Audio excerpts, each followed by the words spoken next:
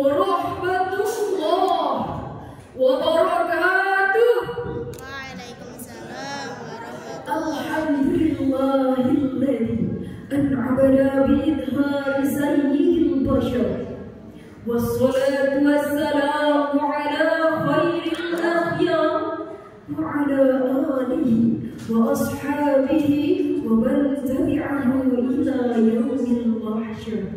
Amma ba'd. Dewan Hakim yang arif dan bijaksana, hadirin yang berjilbab Tuhan punya, yang berkopiah begitu gagahnya. Mari kita simak bersama-sama. Kepemimpinan di Indonesia akhir-akhir ini menjadi sorotan warga yang memanas dengan berbagai macam sudut pandang akibat arus informasi yang begitu deras dan sangat liar. Di dalam buku Membumikan Al-Quran, karya Profesor Dr. Muhammad Quraisy Shihab menjelaskan bahwa kepemimpinan bukanlah sebuah keistimewaan belaka, akan tetapi merupakan sebuah tanggung jawab, bukan fasilitas tapi pengorbanan tanpa batas, bukan poros tapi justru harus bekerja, bukan pula seenaknya bertindak untuk diri sendiri, tetapi harus sudi melayani. Lalu hadirin, bagaimanakah kriteria pemimpin yang dapat kita teladani di era saat ini?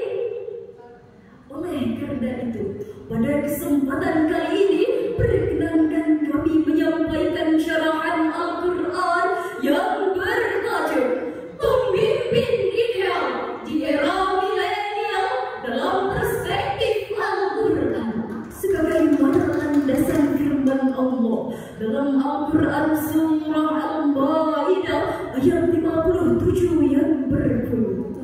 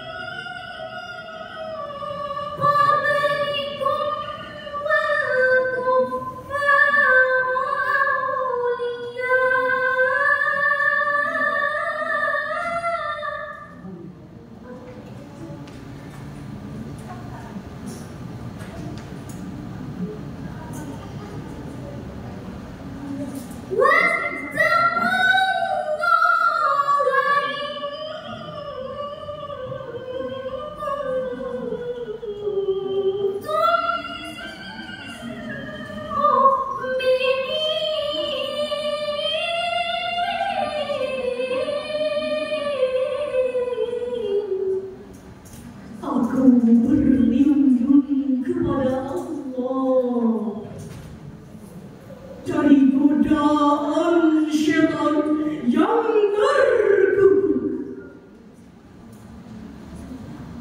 dengan menyebut asma Allah yang Maha Pengasih, Maha Penyayang. Wahai orang-orang yang beriman, janganlah kamu menjadikan pemimpin orang-orang yang menjadikan agamamu sebagai bahan ejekan dan permainan, yaitu di antara orang-orang yang telah diberi kitab suci sebelumnya dan orang-orang kafir sebagai teman setia.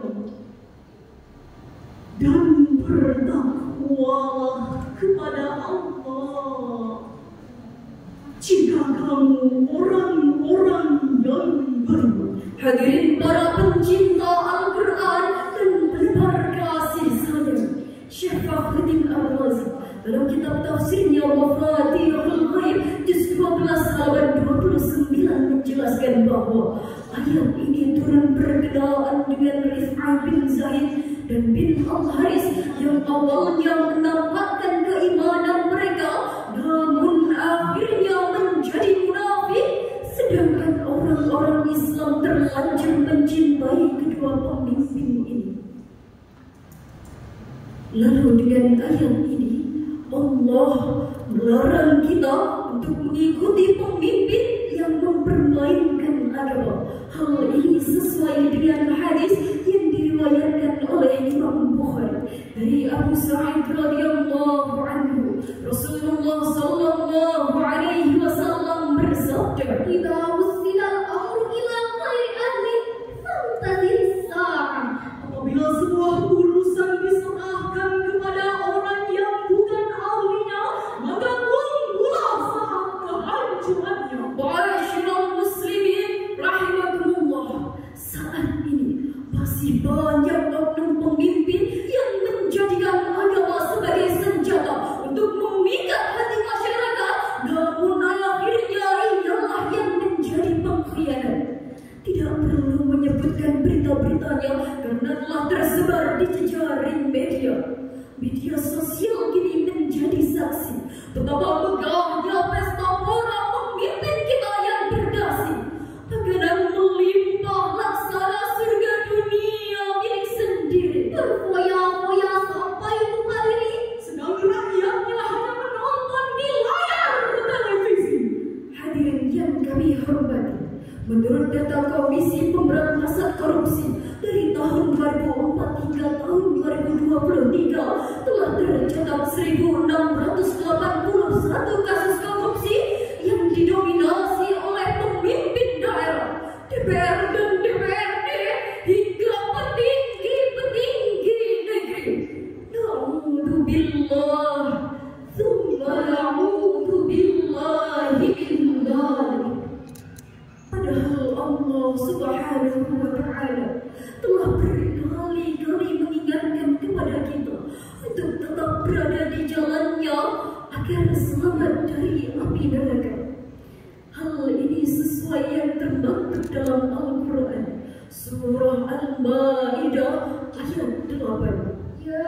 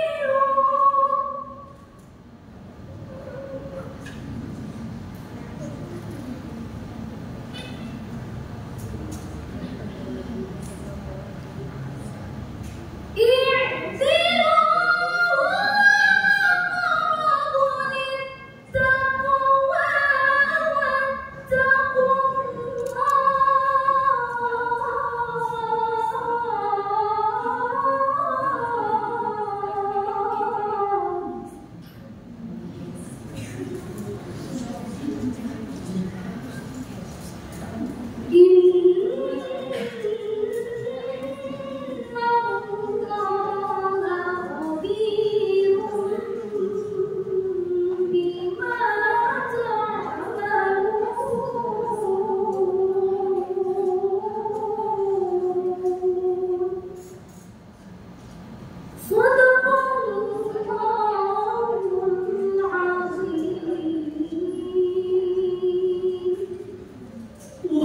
orang-orang yang beriman, jadilah kamu menegak kebenaran karena Allah dan menjadi saksi-saksi yang bertindak dengan Allah. Janganlah kebencianmu terhadap suatu mendorongmu untuk berlaku tidak adil. Berlakulah adil, karena adil lebih dekat dengan aku.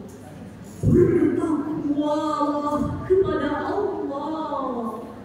Sesungguhnya Allah Maha teliti terhadap apa yang kamu kerjakan.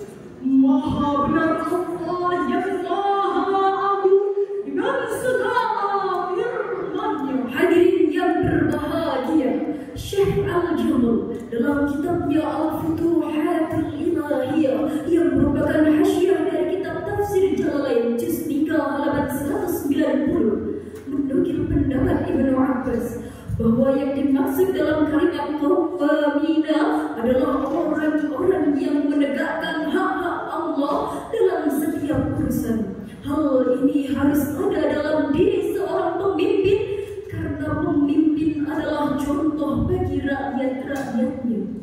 Kemudian Profesor Dr. Muhammad Quraisyah dalam kitab tafsirnya Al-Misbah volume 3 halaman 41 menjelaskan, pemimpin adalah orang yang benar-benar menjalankan tugas-tugasnya dan menegakkan kebenaran karena Allah kepada dirinya sendiri terlebih kepada rakyatnya. Karena perumpamaan seorang pemimpin adalah seorang nahkoda bagi sebuah kapal, maka selamat atau tidaknya sebuah kapal tergantung nahkodanya. Pemimpin sejati minimal juga harus meneladani sikap Rasulullah Sallallahu Alaihi Wasallam, yaitu fiddin, amanah, tabligh, dan fa'alah. Ma'asyiral muslimin rahimakumullah. Dari syarahan yang telah kami sampaikan dapat disimpulkan bahwa pemimpin ideal di era milenial dalam perspektif Al-Quran adalah pemimpin yang mampu mengemban amanah, mengajak rakyatnya berbenah menuju Indonesia yang lebih berkah. Setuju hadirin? Demikian yang dapat kami sampaikan. Sebelum mengakhiri syarahan ini,